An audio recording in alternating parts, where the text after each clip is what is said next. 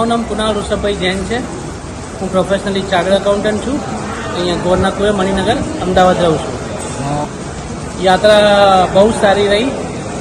મેં 2 મે 2025 મેં journey start કરી હતી. અહીંયાથી Nepal, China, Kazakhstan, Uzbekistan, Turkmenistan, Iran, Armenia, Georgia, turkey, એના પછી ગ્રીસથી યુરોપ એન્ટર કરીને ટોટલ 45 કન્ટ્રી એ સફર કરી છે. અને લાસ્ટ મારું ડેસ્ટિનેશન લંડન હતું અને લંડનથી પાછા હું ફ્લાઇટમાં આવ્યો છું.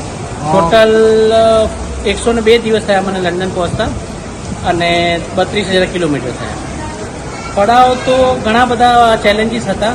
સૌથી પહેલાં જો આપણે 2 વ્હીલર લઈને નીકળ્યા હોઈએ તો વેધર એક બહુ મોટું ટાસ્ક હતું મારા માટે. નેપાળમાં મને રોડ સારા નહોતા મળ્યા તો રોડ ચેલેન્જીસ હતું. ચાઇનામાં મને બધી ટાઈપના વેધર મળ્યા.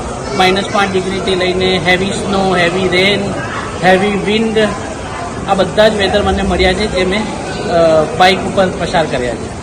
આ તો પરિવારનો સપોર્ટ વગર આ વસ્તુ શક્ય જ નથી. બધાનો પ્રેમ અને સપોર્ટ રહ્યો, બધાના બ્લેસિંગ્સથી જ આટલી મોટી રાઇડ નિર્વિઘ્ન, બહુ મોટો એમાં કોઈ એટલો મોટો કોઈ સંઘર્ષ ના રહ્યો. બાઇકે મને ક્યાંય કોઈ રીતે હેરાન નહીં કર્યો. બાઇક મેં 2 વાર સર્વિસ કરાવડાવી અને ફેમિલીના બધા ફ્રેન્ડ્સનો બહુ સારો સપોર્ટ રહ્યો. હું BMW 1250 GSA લઈને ગયો હતો. એ 1250 સીસીની બાઇક છે.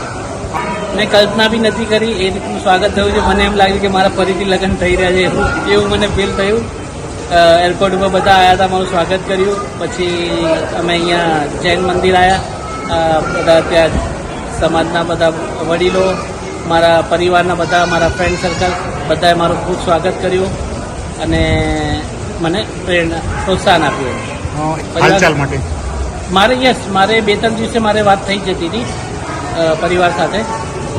વિડીયો કોલ કે ફોન ઉપર વાત થઈ જતી હતી.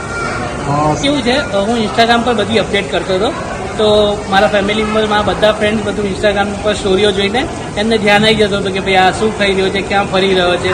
તો એ બધા માટે ઇઝી રહેતું હતું અને 2 થી 3 દિવસે મને જેમ ટાઈમ સેટ થતું હતું એ રીતે હું વાત કરી લેતો હતો બધાથી. મને બાઇક રાઇડિંગ કરતાં 4 વર્ષ થઈ ગયા. મેં ઇન્ડિયા, અમદાવાદમાં અને આખા ઇન્ડિયામાં લગભગ 1 લાખ કિલોમીટર બાઇક રાઇડ કરેલી છે. બાઇક રાઇડ કેવું છે, તમારાથી એક મિલન એવું કહી શકાય કે તમારે એકલાએ જ એ સફર પાર કર્યો છે મેં. તો તમે એકલાએ યાત્રા કરી, તમે જે બી તમારી સ્ટોરી તમે જ જાણો છો, તમે એને કઈ રીતે આખા બધા પ્રોબ્લેમ્સને ફેસ કર્યા.